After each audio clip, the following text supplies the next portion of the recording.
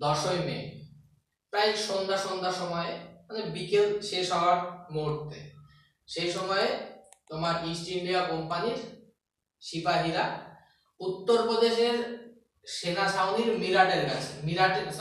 উত্তরপ্রদেশের মিরাটের সেনা ছাউনির কাছে, বুঝতে পারলাম, উত্তরপ্রদেশের মিরাটের সেনা ছাউনির কাছে বাজারে বসে তারা স্থানীয় মানুষদের সঙ্গে আলোচনা করছিল। তারা কি আলোচনা করছিল? যে নাকি আগের দিন মাইকেল স্মিথ 85 জন দেশীয় সিপাহীকে বন্দী করেছে এবং তোমার কি তাদেরকে সাধারণ যে অপরাধীরা যেভাবে থাকে তাদের সঙ্গে সেই রকমই আচরণ করা হচ্ছে এবং তাদেরকে শিকল দিয়ে বন্দী করে রাখা হয়েছে। বোঝা গেল? তাদের অপরাধ কি? তারা হচ্ছে এনফিল্ড রাইফেলের যে কার্তুজ, সেই কার্তুজটা তারা ব্যবহার করতে চায়নি, এই জন্য তাদেরকে বন্দী করা হয়েছে। তাহলে এবারে বলিনি একটু এনফিল্ড রাইফেল, সামান্য একটু বলবো। এনফিল্ড রাইফেল সেই সময় গুজব ছড়ানো হয়েছিল যে কি, যে এনফিল্ড রাইফেলের যে কার্তুজটা, সেই কার্তুজটা বানানো হতো কি দিয়ে? বানানো হতো গরু এবং শূকরের চর্বি মিশ্রণ করে।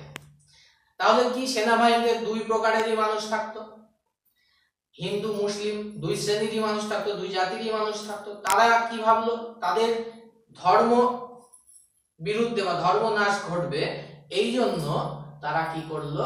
তারা হচ্ছে সেই কার্তুজটা ব্যবহার করতে চাইলো না। এই অপরাধে তাদেরকে মাইকেল স্মিথ তাদেরকে বন্দী করলো। বন্দী করার পরে তারা ওই স্থানীয় মানুষদের সঙ্গে, দেশীয় সিপাহীরা স্থানীয় মানুষদের সঙ্গে বাজারে করছিল, আলোচনা করছিল।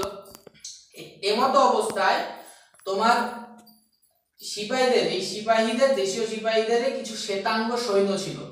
তারা তাদের প্যারেড শেষ করে তাদের প্রার্থনা করার জন্য চার্চে যাচ্ছিল। এমন অবস্থায় একটা অল্প বয়সের ছেলে, বাচ্চা ছেলে বলতে পারো, সে দৌড়াতে এসে তাদেরকে বলে, ছুটতে এসে ঊর্ধ্বশ্বাসে বলে, হাঁপাতে বলে যে কি, গড়ে আয়ে। ঠিক আছে? দিয়ে কি হয় তোমার, তখন তারা ভেবেছিল যে সেই বিদেশি সৈন্যরা কি হয় তোমার এই দেশীয় সৈন্যদের বন্দী করে নিয়ে যেতে আসছে।